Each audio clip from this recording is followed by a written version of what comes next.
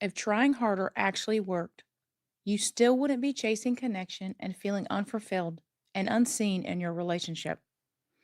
This is for the woman who is tired of trying so hard, trying to manage your relationship, trying to keep things together, trying to be the strong one. Because at some point you realize the effort isn't creating closeness or love. You just keep spinning your wheels, going nowhere fast, and getting drained. It's an endless loop that never ends until you decide to end it. Here's the truth: when you're no longer willing to try so hard, push, or fix things in your relationship, that's when everything shifts. You start requiring your partner to show up or shut up. I say that with love.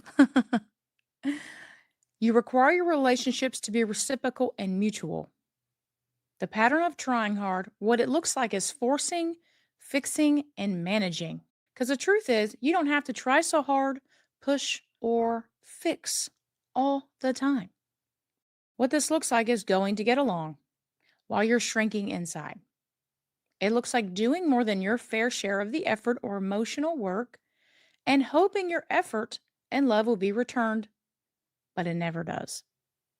It looks like you're the one always understanding and compromising to make it work, air quotes, and you feel drained, hungry for connection, closeness, and love. So, what's the opposite of trying hard? It's being. This is simply showing up, being present, and being the real you. This is where life flows. Flow means you are not managing or forcing your relationship. This is where you're no longer willing to be the glue. You simply do your part and let the chips fall where they may. You are detached from the outcome. You still want the thing you want. You want the closest, the connection, the love you want. That doesn't change. But you're no longer willing to manage, force, or fix your way to get it. You're no longer willing to be the strong one, the one who fixes all the problems, does all the work, and still feels unseen and keeps trying to change that dynamic by trying to get him to see your worth or continue to work hard and prove that you're amazing. Of course, you're amazing. Now you simply believe you're like, yes, I know I'm worthy. I'm worthy of an amazing relationship. And you expect what you give to be returned. This is where you replace trying hard with doing what feels right to you. You let things happen organically. You focus how you're showing up in your relationship and you let him show up the way he shows up. You focus on pleasing yourself, not pleasing your partner. You're present, you're real. It's the shift from making things happen to letting things happen organically. Great love doesn't happen from forcing, fixing, pushing, trying hard. Great love happens when you're doing your work and he's doing his work and you co create a beautiful relationship together, not one person doing 85% of the work. That does not make great love. Okay. It is mutual, reciprocal, it nourishes and flourishes you. This is the exact work we do in my private group Chosen. It's not about trying hard or fixing your relationship. It's a space where women stop efforting and stop managing outcomes and start showing up from presence instead of pressure. And that will be below. This is how you can feel the difference when you're forcing life versus flowing with life. Forcing life causes burnout, and flowing with life feels like bliss, feels like creation. It feels good. Force feels like trying to make something happen. It feels urgent, draining, trying hard. Forcing life eventually burns you out. This is chasing connection and love. It's putting others first at your detriment. It's pretending everything is okay and putting on a brave face even though you are dying inside. It's trying to make something happen even though what you're doing isn't feeling good because you're focused on that outcome and you're not noticing the effect it's having on you mentally, emotionally, and physically. Flow feels like ease, calm, bliss, creation. That's what flow feels like. This is when you no longer try hard. You just simply be you. Okay? You do your fair share and you expect other people to do their fair share. You're not trying to get the outcome. Like I said, you still want the outcome you want.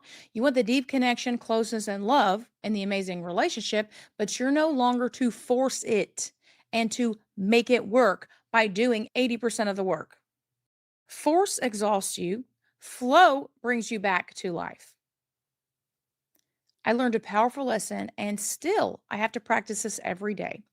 That's to give up doing what I'm supposed to do, air quotes, which is forcing, fixing, trying hard, trying to make something happen, to now doing what feels right to me, letting my feelings and inspiration guide me.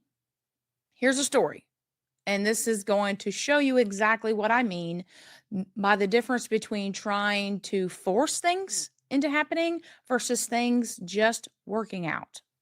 So, with my daughter, she's a tween. So, kids can be very emotional, have lots of drama. And when she is in her feelings, I no longer try to fix her feelings anymore. I no longer try to make her feel better or give her a solution because that's what I would do.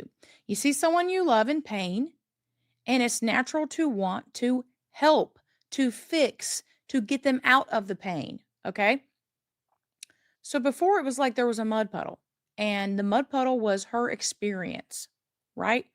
And I would say, "Hey, grab my hand here. Let me get you out of the mud puddle. You don't have to hurt anymore. You don't have to be sad. You don't have to deal with this unpleasant experience." So, me giving her the solution and fixing the problem was holding my hand out and pulling her out of the mud puddle.